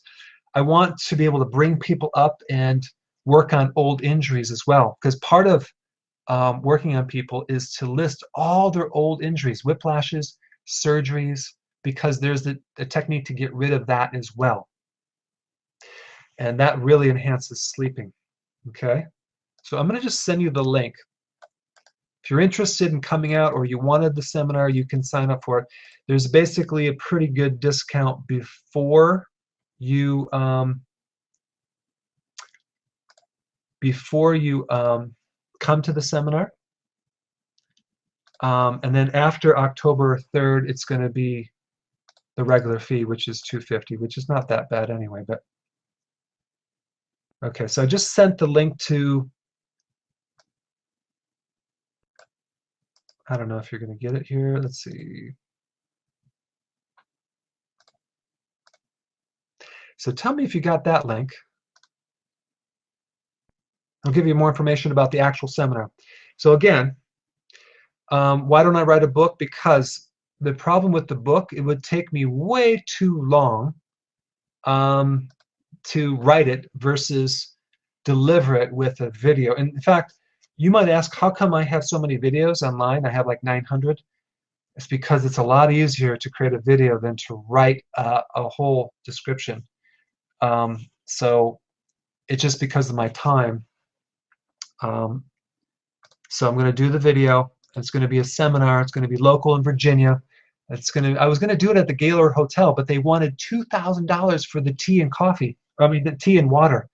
So I said, you know what? I'm going to go to the Hyatt down the street. It's the Mark Hyatt on Seminary. But for all the people who sign up for it, we'll contact you to see if you wanted to fly out or if you just want us to give you access once the seminar is delivered in 3 weeks. But definitely something to look at. But you're going to love it. So you have the link, you have that. And so I think what I'm going to decide to do is I'm just going to send you the link. Well, I already sent it to you. You can watch it. But the last thing I want to say is that if anyone is watching this as a replay and not live, I am going to add the demo to the end of this video. So just keep watching because you're going to see the demo. Okay, so that way we will combine the whole thing. Okay, so someone's confused. It says confused on how to pay sign up for just a recorded web seminar. Yeah, so you'll basically you go to Dr. Berg. I sent you a link. You go to the seminar. You sign up for the seminar, and whoever signs up for the seminar is going to get access to a link to the online video, the videos. I don't know if it's going to be in DVD yet, unless you absolutely must have that. I prefer just to send you the link so you can watch it online and you can watch it over and over as much as you want. But the once you pay for it, once I deliver it, I'll send you the links basically. But I'm giving you a discount if you want to get it before the seminar. Let's see, King, go to for the price on the link. Let's see, does it say? Yeah, so anyone who signs up for it, I'll send you the location of it. It's right down the street. It's I think it's 5000 Seminary Road in Alexandria, Virginia. And if you have any questions, just call my office. Yeah, it's going to be an online access to the seminar. So it'll be 4 hours of pretty amazing footage. Now, this technique, a lot of the technique that I'm teaching, I taught my doctors who paid thousands of dollars, but I'm making it really simple for the average person. So it'll be very good if you wanted to take your skills up to the next level.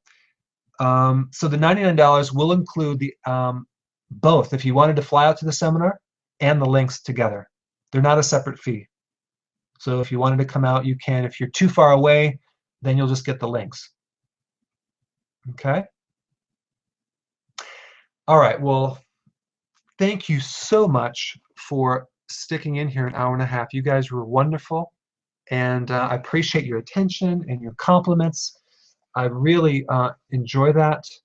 And so go ahead and try to watch the video now or tomorrow, and then check it out, and then tell me how you liked or how it affected your body with your energy, because your energy is going to go up when you do this technique.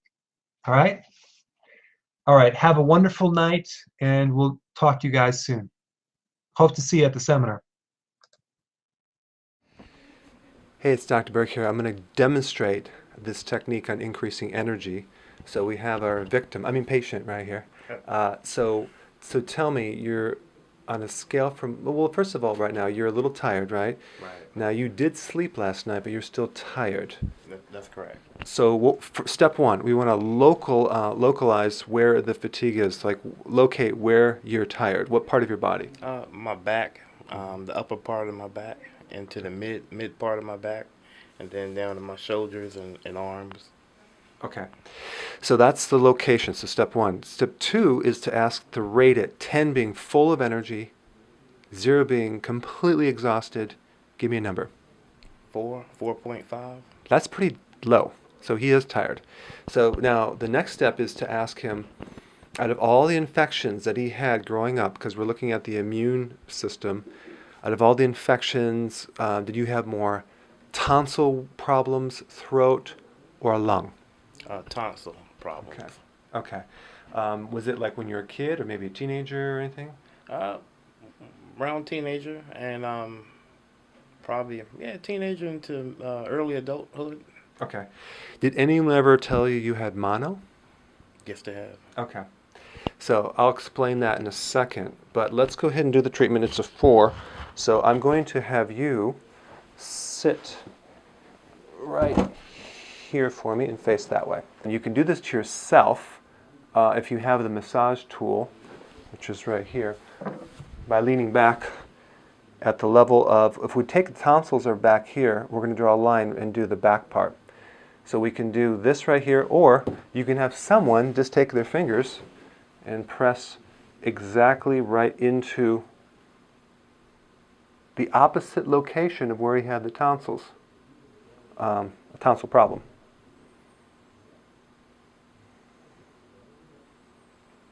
Now, as I do this, I'm going to just hold this, and you can ask yourself this or ask the person that you're doing this to. That was a 4.5. Tell me when it's a 5, as far as your energy going up. It's about a 5 now. 5. Okay, good. Okay, tell me when it's a 6. 6. Okay, good. So we're just pressing exactly right from the back part to the front, like straight through. Directly about 1 inch to the left and 1 inch to the left, right underneath the skull. You have the skull bone right here, and you got the first bone right there. We're pressing into this area right here. Now, what this is doing, this is releasing some old tension that built up from when he had the mono or the tonsil issue. So that releases that stuck energy that was created in the past. So it's freeing up energy flows through that area so we can actually get more energy to the body, because it's not a matter of raising energy, it's a matter of removing things that block energy. Okay, so tell me when it's at a 7. I think you went to an 8. Okay, I went to an 8, good.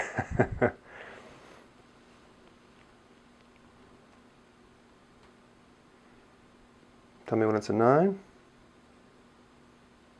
9. Okay. And then we'll go for a 10 whenever it goes a little higher.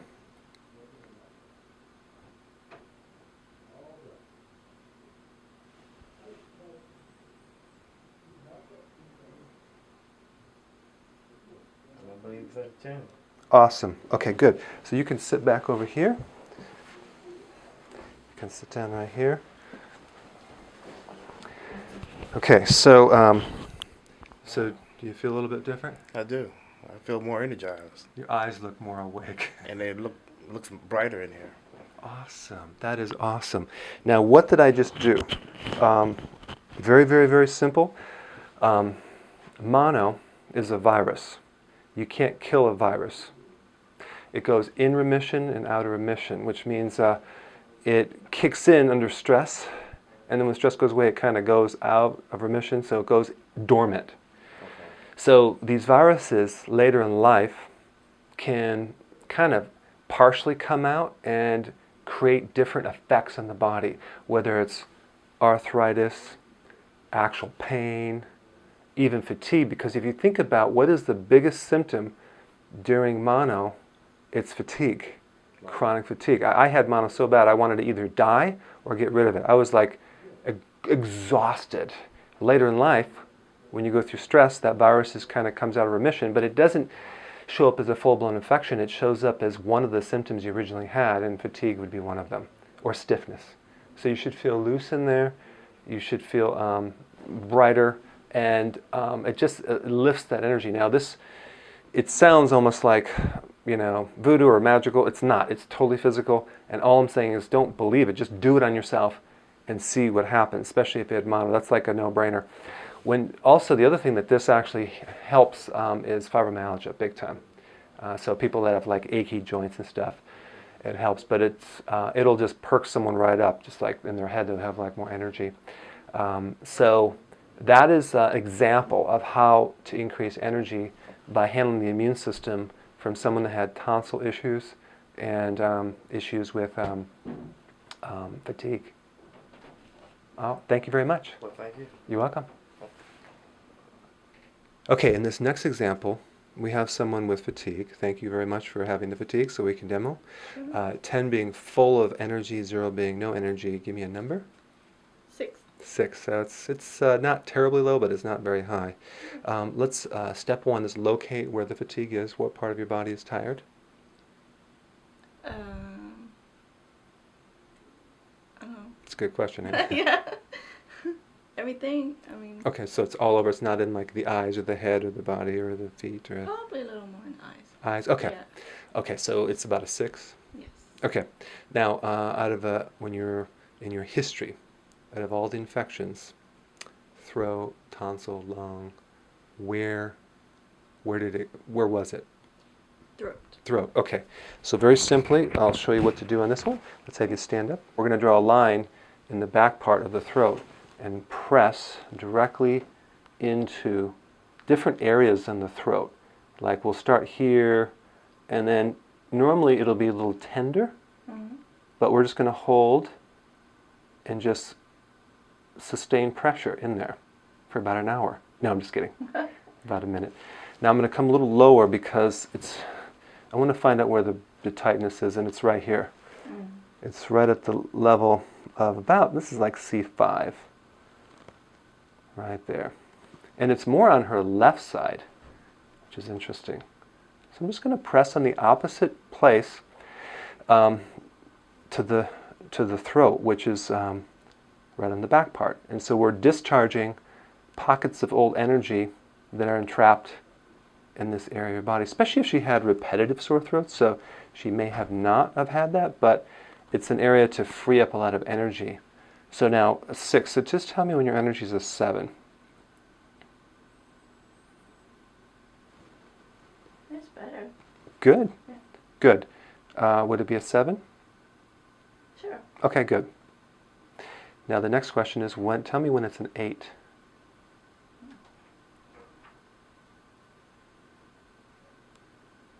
Okay. Good. And the most important thing is don't mess up the person's hair. So now just tell me when it's a 9.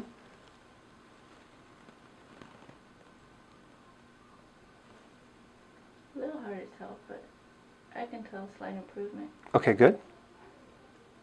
And then the next question is, if you were to say there's some residual fatigue left, is it still in the eyes, or did it move? Must have moved. My eyes are pretty clear. Okay, so if we were to rate your eyes, would they be a 10 right now? Yes. Okay, good. Is there any other part of your body that's tired? No. No. Okay, good. So pretty much we have what we want because we don't have any more fatigue. So go ahead and sit right here. So, so tell me what you feel like right now. Good. Very alert. Feel kind of normal, don't have any fatigue. Yep. I messed up your hair, but it still It's looks okay. okay. Like it feels loose. Yes, totally. It was tight. It seemed like it was really tight. Yes. So here's another example of we're taking the immune system and removing any type of old stuck flows in that part of the body by working on the opposite points, and just as a demonstration to improve energy. So thank you very much. You're welcome. Okay, great. Okay, so so you have fatigue. Right. First thing I want to do is locate. Is it in your eyes, your head, your body? Where is this fatigue located? Yes, everywhere. Okay, so it's Body, just joint Body. stiffness and pain and back pain and getting up. It's hard to get out of bed in the morning and get going. But once I get going, I'm all right. okay. But in the afternoon, I slow down and need to sit. About 4 o'clock, I'm done. Got done it. for. Eat my dinner and I'm done for. I sit. So we're going to work. Temperature. We're going to work on a lot of the inflammation, but let's take just the fatigue. All right. I want to rate that one. What is that now? Or let's locate it. Where's the heaviness or tiredness that you have? Tiredness is when I breathe. My whole chest cavity feels heavy. Okay. My head feels stuffed up. I just don't feel like I'm getting enough air. So like, so that could be like a fatigue, like Mm-hmm. a heaviness. Mm-hmm. Okay, so 10 being full of energy, 0 being nothing left in the bucket. Give me a number. I'm about 3. 3, so that's pretty low. Now, we're going to work on her, but she did not sleep last night, so that may influence some of the results, but we're going to do it anyway.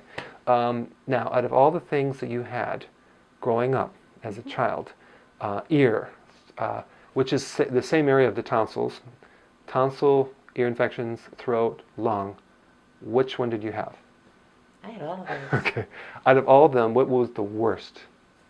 The worst feeling that I remember, the worst was the pneumonia, when I had the pneumonia. The lung. The lungs. Okay. Right.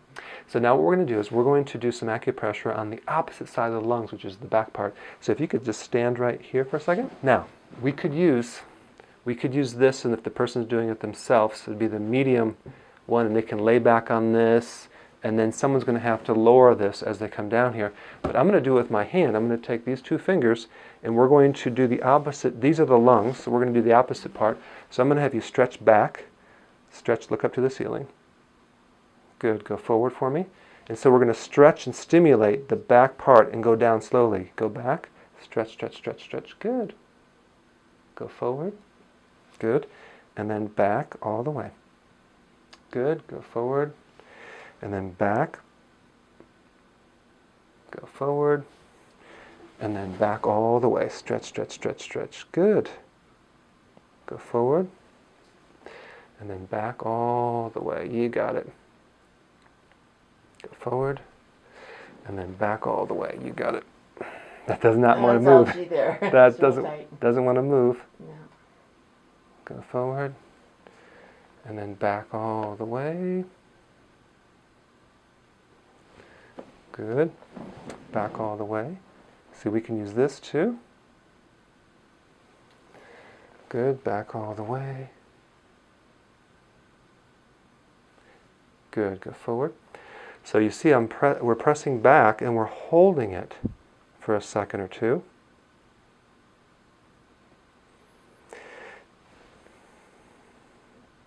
Okay, so now your energy was a 3. Now, did it go to the 4? It's going up. I can tell I can breathe better. Good. It's stretching that tightness out of my lower spine. Yes. What's the number now? Is it a 4, 5, 6? Where's the energy now? I feel like a 5. 5. Okay. What is more energetic? Your chest? Is that what's more? I feel lighter. Lighter. I Okay. feel like I moved up. Okay. Good. So for the fun of it, let's just do the neck part. We can do it with the massage tool, or we can do it with here, because this is with the sore throats in the past, because you had a lot of infections in your sore throat, right? Mm-hmm. So I'm just going to hold this for about an hour. No, I'm just kidding. Oh my. Right.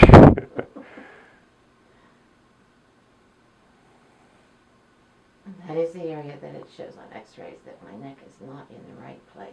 I can feel it's very tight down here. So we're doing sustained pressure.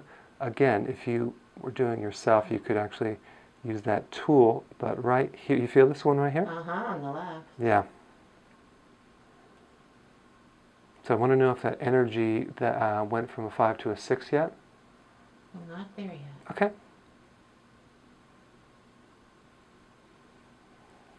Now we're going to do the tonsil / ear, because I haven't done that one yet. So this is right at the top, right there.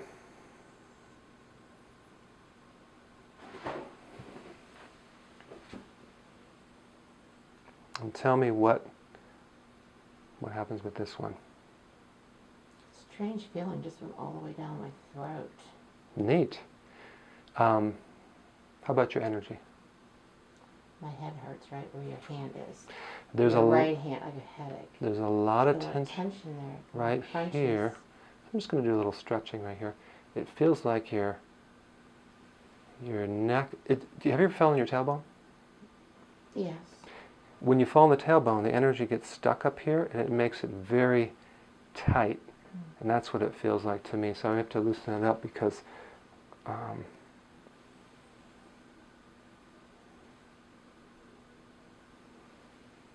okay. Yeah, now it's looser. Good. This is going to make me taller. That's the main goal. Because I was surprised she measured me and I've lost another inch from what I was. Wow. She measured 5'6" and I used to be 5'8". Wow. Okay, what's the energy now? It's going up a little bit. Good. Is it a 6 now? Not quite. Okay, 5.5? Might be a 5.5. Okay, good. We'll take it. Oh, yeah. The other thing is that if you didn't sleep last night, Mhm. there will be a point where we will plateau, but it'll help you feel relaxed so you could sleep. Because what you should feel as we're doing this is more relaxation through your body. So, because if there's nothing left in the bucket, as far as energy, we can only go so far.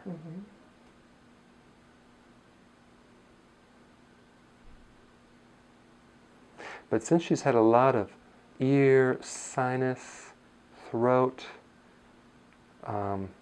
like this is very, very important to work on all these points right through here. I feel it loosening up. I feel like you're stretching my spine so that my head sits higher up in my body. Good. We're taking a lot of tension out of your body and stress, which is going to relax all those ligaments in there. But I'm just holding like a sustained pressure on this point right through here. Okay, so now you can sit back over here. All right. So I just did a tiny little bit just to see how you do, but do you feel like there's more open flows? I do. Good. You look calmer. I messed up your hair pretty good. Sorry. So your energy is a little bit better? Yeah, Good. it is. I feel better. Good. So what we're going to do, you're here for the week, so we're going to keep working deeper and deeper and deeper and more and more and more on this. So to the point tonight, you're going to sleep like a baby. I hope so. Of course, babies are up all night crying. No, I'm just kidding. Yeah, mine was. Good. You could Well, use some sleep. Awesome. Well, thank you. Okay, thank you. You're welcome.